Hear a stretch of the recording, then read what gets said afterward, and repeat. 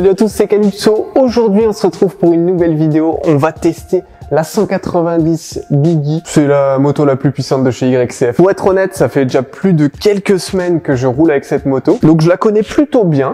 C'est puissant, hein. Si vous avez jamais testé de 190, vous allez voir que il y a de quoi faire. On a une 125 et une 150 Biggie aussi actuellement chez YCF. Donc moi je peux faire une vidéo avec les deux et vous allez avoir une sorte de petit comparatif entre les trois motos de la gamme Biggie. Moi, faut savoir que je roule quasiment que en Biggie maintenant, hein. Quand je vais avec des petites roues, je me casse la gueule directement ou je me fais une grosse frayeur. Donc on va commencer par les Biggie. Bon, pour commencer cette vidéo, je vais vous donner quelques infos sur la moto. C'est une 190 avec un moteur Daytona. Elle a aussi beaucoup de spécificités niveau partie cycle qui sont vraiment très appréciables. Surtout la fourche NJ qui est réglable en compression, détente, tout ça. L'amortisseur, c'est pareil. Amortisseur NJ, réglable, tout ça. Et ça fait vraiment la différence sur les réceptions. T'as l'impression de même pas avoir atterri avec la moto. C'est simple. Bon, forcément, vu que c'est une Biggie, elle est en 14-17 au niveau des roues. Bon, pour les informations, je vais pas dans les gros détails, mais je vous donne toutes les caractéristiques principales qui font que cette moto est incroyable. Dessus, on a aussi un carbu Nibi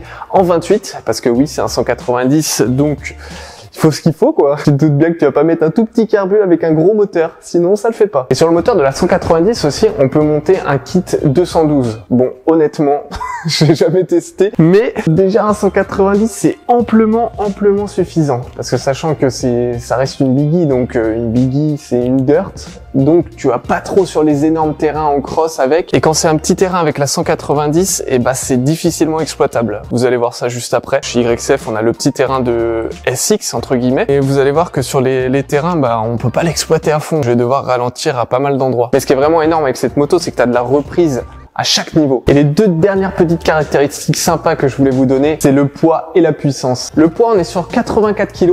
Donc c'est pas très lourd, hein. C'est lourd pour une dirt, mais c'est pas lourd pour une motocross. Donc comme d'hab, on est sur un entre-deux. Et 18 chevaux, c'est pas mal. Bon, je vous en ai parlé juste avant. Là, je vais vous faire voir la 125 et la 150 Biggie. C'est des motos avec lesquelles on roule quasiment tous les jours, hein. Donc les motos sont pas spécialement hyper propres pour le coup. Celle-là a d'ailleurs roulé ce midi. Ça, c'est la 150 Biggie en 2022. Personnellement, je trouve que c'est l'une des plus réussies en termes de 150 Biggie depuis qu'elles sont sorties en 2017, un truc comme ça. Dites-moi dans les commentaires ce que vous en pensez vous de celle-ci. Et pour finir, la 125 Biggie. Et là, le moteur Fidi, c'est vraiment du lourd. N'hésitez pas à me dire dans les commentaires si vous voulez que je le teste. Ça n'a rien à voir avec les autres moteurs, hein, vraiment. La 125 avec son moteur Fidi, c'est à peu près équivalent à la 150 ici. Ici, on a la petite 150 pilote aussi. Ça, je me fais trop peur avec ces trucs-là, moi. Bon, pendant que j'y suis, je vous fais voir toutes les motos qu'il y a là, hein. Des petites Start 125 pour le super motard. Ici, on a une 88 super motard aussi. Là, on a une Light 110. C'est une nouveauté en 2022. Il y en avait déjà en 2021, mais seulement aux États-Unis. On a des Sunday, on a encore des 88 ici. Encore une aussi ici. Et là, on a le Graal. Les quads. Bon, si vous me suivez pas encore sur Instagram ou TikTok, oui, c'est vrai que j'ai ouvert un TikTok. Je fais beaucoup de vidéos avec les quads. Je fais du stunt avec et c'est incroyablement kiffant. Bon, voilà, j'ai fait le tour de ce que je pouvais vous faire voir ici. Maintenant, on va aller tester la 190. On va aller se faire un petit kiff sur le terrain. On va pouvoir exploiter au maximum la 190 par rapport à mes capacités, bien sûr. Bien sûr, je suis pas un pilote de GP non plus, les gars. Je pense que j'ai pas besoin de vous le dire, hein, vous le savez. Allez, si vous êtes prêts, let's go. Allez, on est parti. Donc là je suis en 3 et regardez, là je me mets au ralenti et vous allez voir la reprise qu'elle a. Hop, hop. C'est un truc de baiser. C'est trop bien avec cette moto, c'est que tu peux rester en 3 partout. Regarde, là je vais tout doucement et elle reprend direct. Et ça c'est trop bien.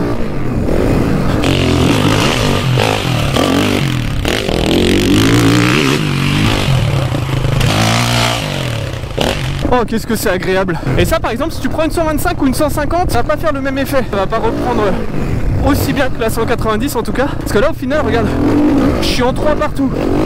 Là je suis sur un scooter en fait. Bon, un scooter qui a un peu de patate quand même. C'est un sacré T-Max. Bon, le terrain est bien défoncé parce qu'il y a beaucoup de monde qui ont roulé dessus récemment. Donc on a pas mal de trous un peu partout. Comme ici sur le double-double, on a un trou sur le premier saut qui nous fait faire un petit coup de raquette. Et là tu vois là, boum, le petit coup de raquette. Et ce que je disais au début de la vidéo, c'est qu'il y a plein d'endroits où je suis obligé de ralentir parce que j'ai trop de vitesse. Là par exemple, hop, je suis obligé de ralentir parce que sinon je fais un triple sans faire exprès et ça le fait pas. Là c'est pareil, obligé de ralentir ici. Et avec les autres motos, tu vas pas avoir cette problématique, donc ça peut être traître, faut faire attention. En vrai ça c'est pas du tout une moto de débutant. D'un côté tu vas avoir la puissance pour passer beaucoup de choses sans trop d'efforts, un truc que je peux pas faire avec les autres motos. Là je suis au ralenti et là t'accélères à partir de maintenant et tu sautes easy. Avec les autres motos tu peux pas faire ça. Surtout que là je suis en train de reprendre en troisième, c'est à dire que t'as pas besoin d'être à fond à certains endroits pour pouvoir passer l'autre endroit derrière, comme ici. Oh là tu vois j'étais loin. Là j'ai atterri en bas de la récep. Le problème avec ça, c'est que c'est bien quand tu connais le terrain et la moto en l'occurrence. Mais quand c'est pas le cas, si tu accélères pareil avec la 190 en l'occurrence qu'avec une 150 ou une 125, et bah là t'atterris dans les poteaux là-bas.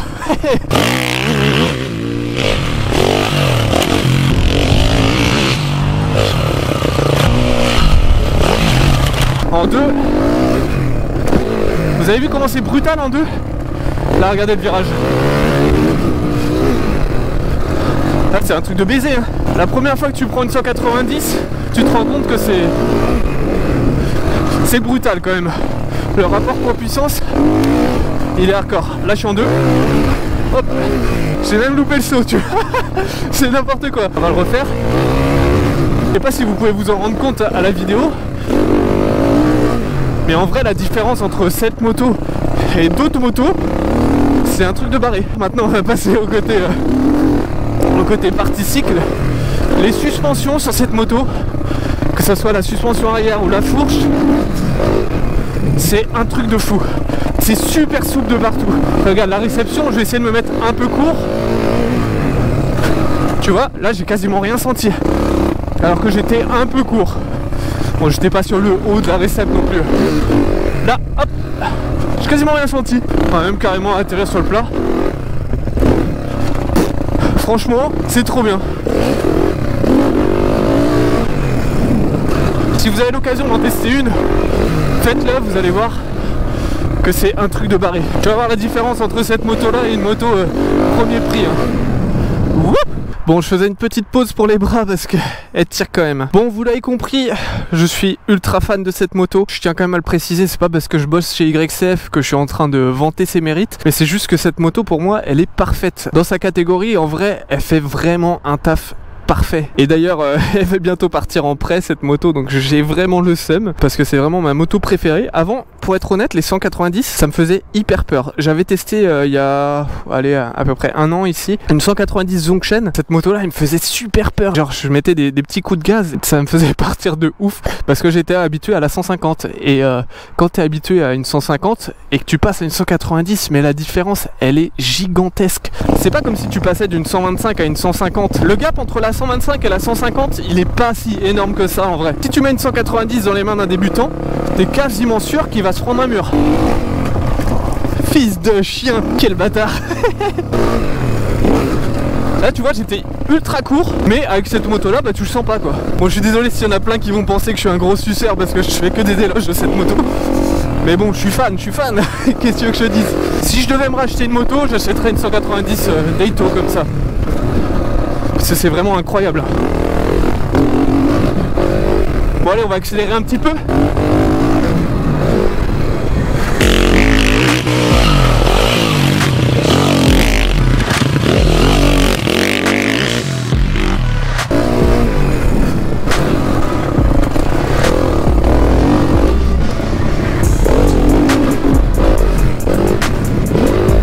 Elle me tire des bras cette connasse.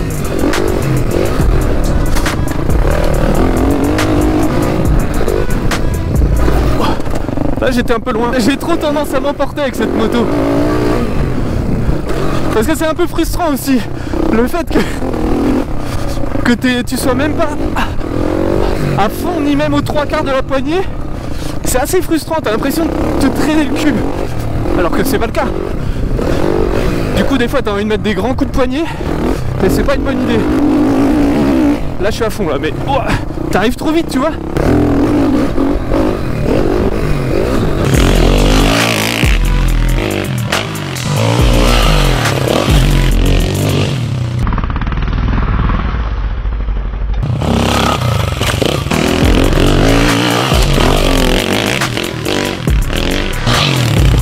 vais vous faire voir un petit peu les terrains qu'on a là. Donc ça c'est le petit circuit de super motard. Et ça c'est vraiment très sympathique. On a 4 ou 5 88 avec lesquels on se fait des petites courses et tout. Donc ça c'est vraiment très cool. Si vous vous rappelez, dans une ancienne vidéo, je vous avais filmé un peu la construction du terrain. Et là, il est terminé. Bon là j'évite de trop accélérer parce que j'ai pas envie de faire des grosses ornières sur le terrain. Sinon je vais me faire défoncer. Ça va bien pousser là quand même. Et ça c'est vraiment sympa aussi à faire. Et maintenant je vais aller vous faire voir le terrain qu'il y a là-bas. Il n'a pas été encore entretenu récemment. Donc là c'est la forêt. C'est un truc de baiser. On n'a pas trop roulé dessus récemment. Donc je vous fais voir. Ce terrain là il est pas ouf parce que regarde, tu vois, les virages ils sont trop à l'équerre. Et t'as plein de petits sauts qui sont inutiles et qui cassent les couilles plus qu'autre chose. Et ça c'est moi qui l'avais dessiné, si vous vous rappelez, dans une ancienne vidéo. Sauf que c'est pas terrible. Et j'avoue, c'est moi qui a fait de la merde. Je voulais faire un truc pour les débutants, mais c'est juste pas terrible en fait. Là par contre on a des bons petits virages relevés comme ici. Celui qui est là, il est vraiment pas mal aussi. Lui aussi. Mais à part ça, il n'y a pas grand chose de bien sur ce circuit. C'est ça le problème. Là t'as une table, mais regarde, si tu vas un peu trop loin, t'atterris sur le plat. Donc c'est un peu con. C'est juste un saut sur le plat au final. Là le virage qu'on vient de passer juste avant, le virage est complètement à l'équerre. Donc ouais, va falloir qu'on le refasse ce terrain. C'est pour ça qu'il est un peu en friche, parce qu'on n'est pas souvent à rouler dessus, parce qu'il n'est pas ouf. On va ramener une pelle et on va faire un truc de bien, parce qu'on a de l'espace mine de rien. Là c'est pareil, t'atterris à plat quand t'es un petit peu trop énervé. J'atterris sur le plat, mais j'atterris à 2 mètres du saut quoi. Enfin bref, voilà pour ce petit terrain. Attention. Allez, sur ce je vous laisse, portez-vous bien et bye bye tout le monde.